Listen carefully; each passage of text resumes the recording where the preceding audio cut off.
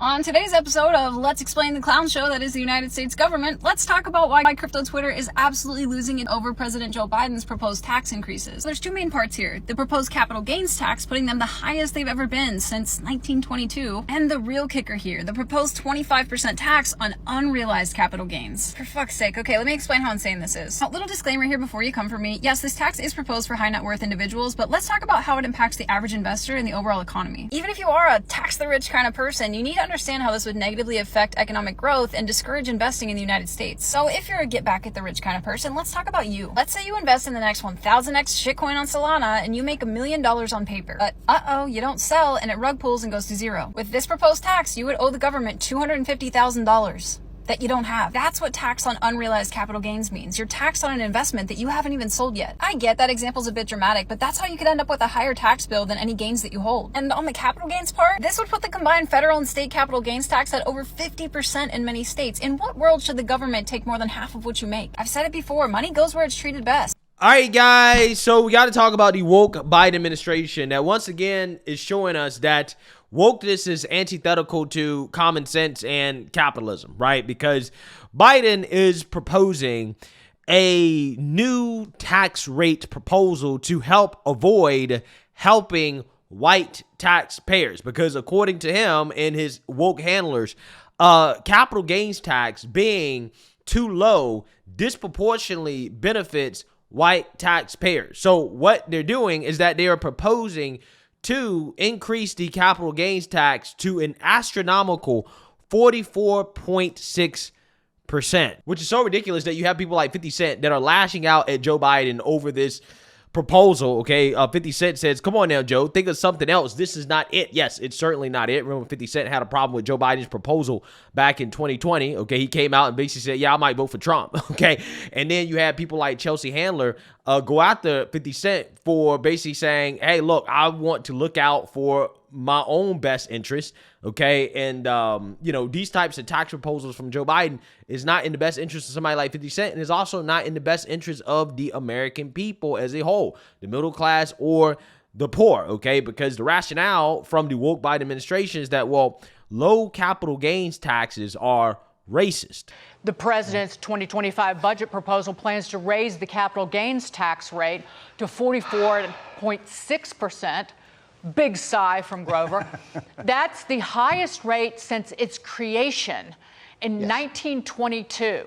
And according to the Treasury Department, that's because, quote, preferential tax rates also disproportionately benefit white taxpayers who receive the overwhelming majority of the benefits of the reduced rates. So under Biden's proposed plan, the combined federal state capital gains tax would exceed 50% in a whole bunch of states, with California reaching nearly 60. Grover, that sounds to me like a terrible penalty on investment, which is a good thing, isn't it? Yeah, so you see that, you heard that. So apparently low capital gains tax rates apparently is racist, right? It disproportionately benefits white people. I guess white people are the only people that are smart enough to invest their money, right? Because that's essentially what the Biden administration is saying, is that, hey, these Negroes and the Latinos and other people, probably not including Asians, because, when it comes to stories like this, okay, they always throw Asians in with whites, okay, because, they make smart decisions. But anyways, yeah, these people, they don't invest, right? They do not buy stock or real estate or bonds or businesses,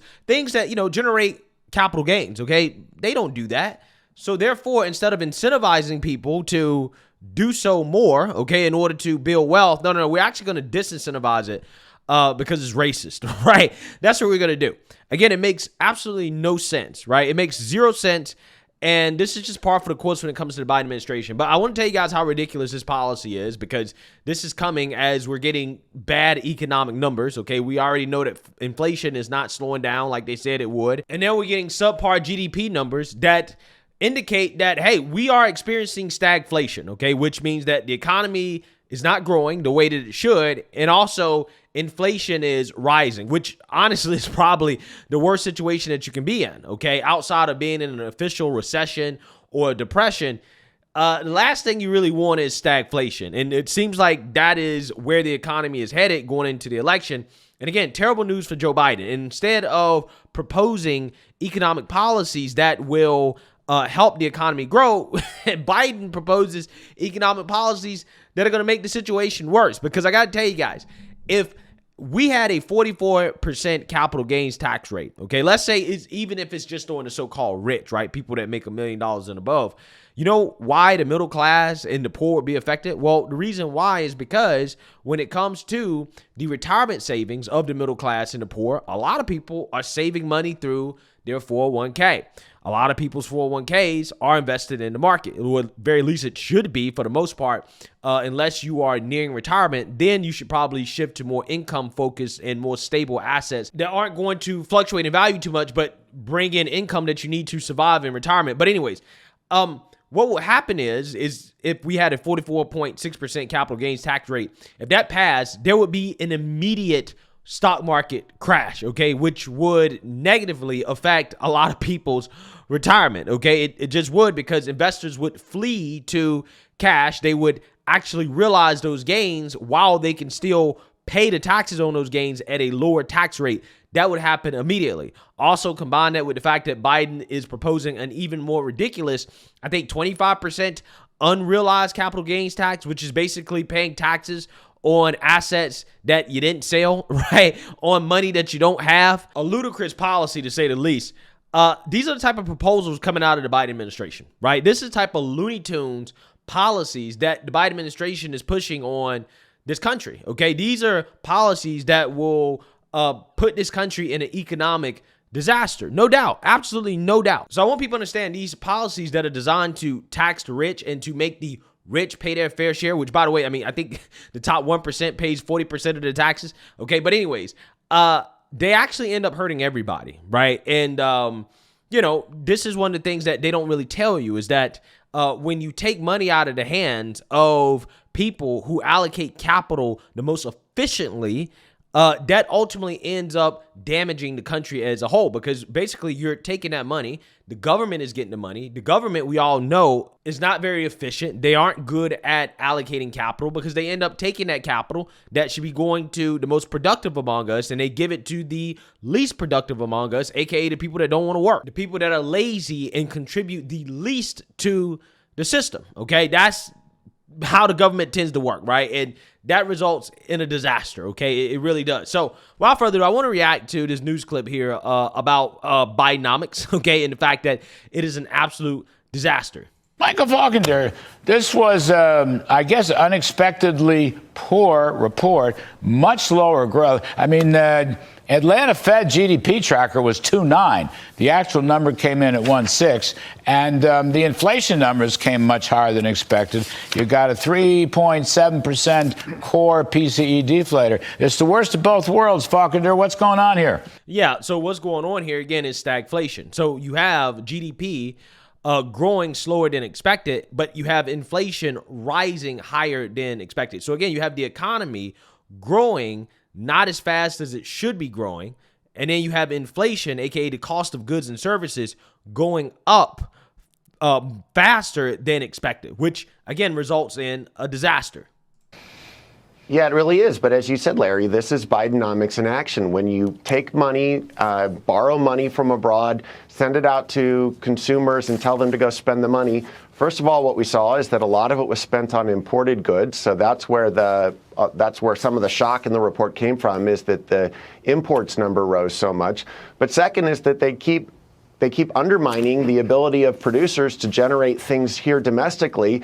And as you said, last week alone, we got another $750 billion of regulation coming out of this administration. That hasn't even hit the GDP reports yet. So this is very much a sign of things to come under Joe Biden, when you have government telling businesses not to create things because of all of the regulation coming out of Washington, with all of then the borrowed money driving up demand. You know, Steve Moore, I may have lost half my viewership talking about the Gini coefficient, but I'm defining it. It is the best, most standard measure of inequality. And this is the important point I'm trying to make. Biden says that Trump tax cuts are only good for rich people. That is completely untrue. Middle-income workers had the biggest gain. That we chronicled that before. Larry Lindsay wrote about it. But this Gini coefficient shows that inequality fell under Trump. Let me repeat that. Inequality fell under Trump. Now, it's important to note that for various reasons. And this is why I try to tell you guys, when it comes to the woke revolutionaries and their complaints about Trump, this is why I say that they're ungrateful, especially the pro-blackity blacks, okay? Because a lot of these people complain the most about things like income inequality and the wealth gap, okay? Now, under Trump administration, because of his economic policies that were smeared as tax cuts for the rich, okay, or trickle-down economics, which really is just supply-side economics. This is what it's called. But it turns out that what was smeared as, again, tax cuts for the rich actually really benefited not just the rich, it benefited the middle class in the country as a whole, because the middle class received tax cuts. And lo and behold, what happens when you give money to those that are the most productive among us, aka businesses, okay, and the middle class, okay, people who actually work? Well, what happens? Well, everybody benefits. What happened under the Trump administration is that income inequality shrank, which is something that you hear the woke revolutionaries complain about all the time, okay? The gap between the rich and the poor. Under Trump, that gap closed, okay? Now, again, how do you explain that when you talk about how, the tax cuts just went to the rich? The rich just got richer under Trump, right? Which, again, didn't happen. In fact, real median household income increased $4,400 in 2019, reaching an all-time record high of $68,700 per household. Again, this is a record. And also the income gains in 2019 were the largest for so-called minorities. Real median income grew by 7.9% for Black Americans. You also had home ownership for Black Americans go up as well, too. Now, again, why is this important? Why is it important to mention this? Because, again, you have the woke revolutionaries claim, well, Trump didn't do nothing for Black people. Well, how is it that Black people were prospering so much? You had poverty at an all-time low, Black unemployment at an all-time low, Black home ownership increasing, which, again, is important to note because these people always want to complain about the wealth gap, okay? In fact, the Biden administration is essentially saying that it's racist, right? This is why they're proposing the ridiculous 44% capital gain tax rate. But again, the point is that these people complain about things like generational wealth gap, okay, the gap between white families and Black families. Well, universally, it is agreed that one of the best ways to build generational wealth is through home ownership. Okay, so if home ownership is increasing under Trump for Black Americans, that's probably the best policy outcome that you could possibly have for helping to close that gap. But again, Trump never gets credit for this, okay? He never gets credit for the gains that Black Americans have made under his administration economically. It's just funny how that works. They love complaining about things like, for example, redlining, which you can thank FDR and Democrats for that, just like you can thank Democrats for all of these so-called systemically racist policies that have held Black people back according to the left, okay, like the crime bill, the drug bill, again, Democrats, Joe Biden. They complain about these things. Trump does things in his administration to help alleviate some of these issues, but yeah, he doesn't get credit for it. What does Trump get in return for it? 10% of the vote. Again, that's how ass backwards Black people are when it comes to voting, okay? The things they complain about the most, Trump helped make progress on a lot of these issues, but the return on investment that Trump got out of it was not nearly enough to thank him for what he did, right? It's amazing how that works. It's the first time, what did Lindsay say, in 40 years that such a thing has happened. And Joe Biden doesn't understand it. And in fact, those folks, those working folks, those non-rich folks benefited under Trump, and they yearn for the Trump days. That's all I'm saying. Gini coefficient means inequality. It fell under Trump. It has been rising under Biden.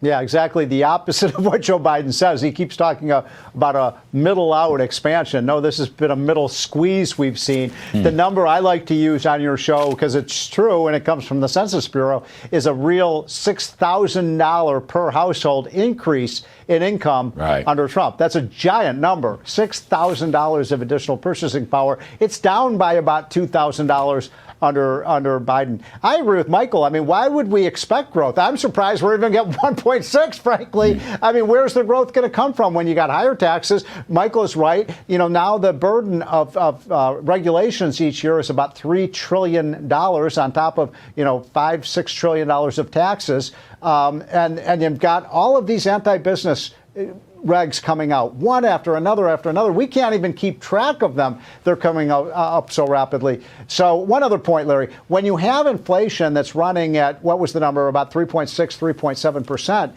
3.7. We had nominal growth of GDP at above 5%. The problem is inflation is eating almost all of that growth because prices are rising so fast. Well, yeah, and again, that's how you have a situation where wages aren't keeping up with inflation, okay? Because we're not growing fast enough to compensate for the loss in value of purchasing power. So most certainly this is not a good situation for Bidenomics, right? I'm pretty sure MSNBC will find a way to spin this some way, somehow, okay? They keep citing irrelevant reports about, job numbers and stuff like that. That's basically really the government essentially trying to rig the reports by creating all of these government jobs that, again, aren't really organic to try to say, oh, well, look at Biden, right? Look at all these great job numbers from Biden and unemployment when, people aren't even trying to work anymore, right? People are out of the labor force. Again, this type of stuff, in regards to what you're saying, interest rates being so high, homes being unaffordable, mortgage rates being very high, which again contributes to homes being unaffordable.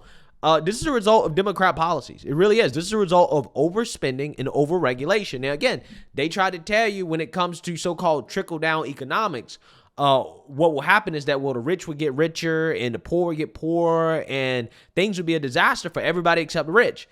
Except when you actually look at what happened under the Trump administration, empirically speaking, that's not what happened. The middle class benefited. They flourished. Income inequality decreased. Okay. You had the real net worth of the average household go up, including so-called black and brown people. But under Biden's policies that are supposed to be helpful towards so-called black and brown people and the poor, they're suffering the most. Okay. Again, it's just amazing how what Democrats say is the exact opposite of reality. So let me know what you guys think. Make sure you like, comment, and subscribe. Most importantly, share a Black conservative perspective. Peace.